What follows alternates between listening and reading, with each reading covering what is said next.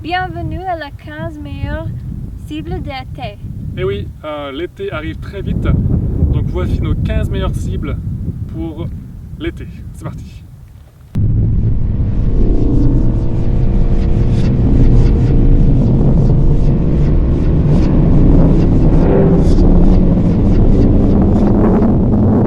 Commençons très américain avec la nébuleuse de l'Aigle.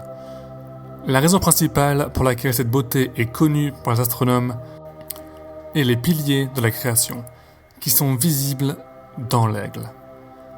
Photographier cette cible n'est pas difficile, mais on vous conseille 4 heures de pause pour de bons résultats.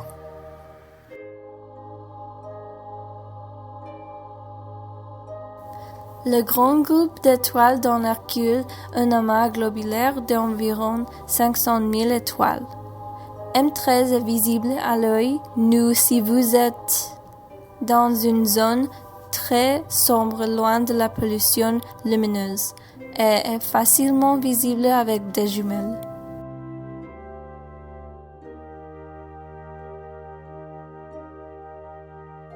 La nébuleuse Trifide et ses étoiles qui brûlent sont les plus jeunes de notre galaxie.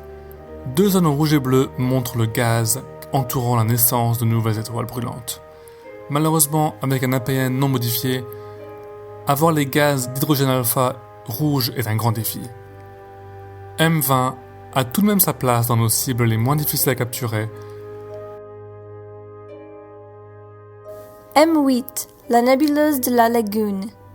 Nous avons passé de 2 heures sur cette cible, car elle est assez brillante et grande. Le même problème que les objets messiers précédents, obtenir la couleur rouge ne c'est pas facile, mais c'est très agréable même si le bleu est dominant. La nébuleuse Oméga, ou la nébuleuse du Cygne, est considérée comme l'une des régions les plus brillantes et les plus massives de la galaxie. Elle est très semblable à M42, la célèbre nébuleuse d'Orion, sauf qu'au lieu d'être vue de face, elle est vue du bord.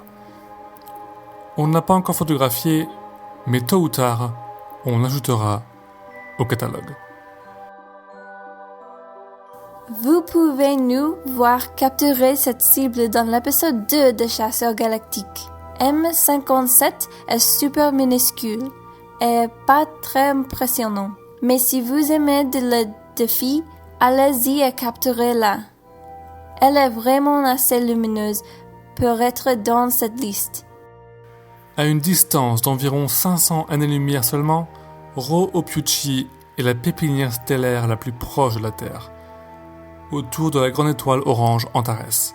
Cette cible fait 2 fois la taille de la Lune, alors laissez le télescope se reposer pendant la nuit et prenez un objectif de 50 mm pour capturer cette cible pleine de couleurs.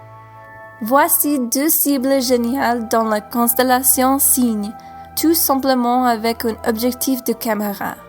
Les nébuleuses de l'Amérique du Nord et du Pélican sont énormes.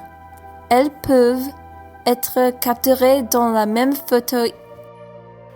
La nébuleuse de l'Hélice, ou l'œil de Dieu, ou même l'œil de Sauron, est l'une des nébuleuses planétaires les plus proches de la Terre. Elle est très lumineuse et fait une cible géniale à photographier. Elle est très semblable à M57, la nébuleuse de l'Anneau, sauf qu'elle a l'air beaucoup plus grand du point de vue qu'on a à nous. M27 a été le tout premier objet planétaire découvert par Charles Messier. Cette photo a été prise avec seulement 1 heure et demie de pause. Vous pouvez voir un petit X rouge au centre de la nébuleuse. C'est une cible très simple pour les débutants. M11, le groupe du Canard sauvage, a obtenu son nom car les étoiles les plus brillantes forment un triangle qui ressemble à un troupeau de canards qui volent. C'est l'un des amas les plus compacts et les plus riches. Assurez-vous que votre suivi et guidage sont parfaits pour cette cible, comme pour tout amas. Vous finirez avec une poignée d'étoiles toutes floues. La nébuleuse du voile est une beauté du ciel nocturne. Nous n'avons passé qu'1 heure et demie sur cette cible. Et le résultat est impressionnant. Si vous regardez de près, vous pouvez voir une légère nébulosité rose et bleue sur toute l'image. M24, l'amas stellaire du Sagittaire, est un vaste nuage d'étoiles qui remplit le ciel d'une aire de 10 000 à 16 000 années-lumière. C'est la concentration la plus dense d'étoiles individuelles visibles aux jumelles.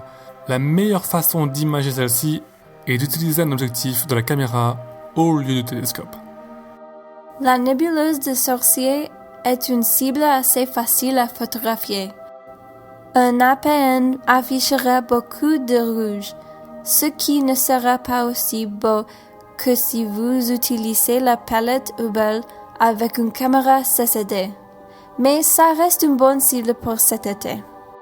La nébuleuse du Croissant est faite d'une coquille, d'une onde de choc se déplaçant vers l'intérieur et une se déplaçant vers l'extérieur.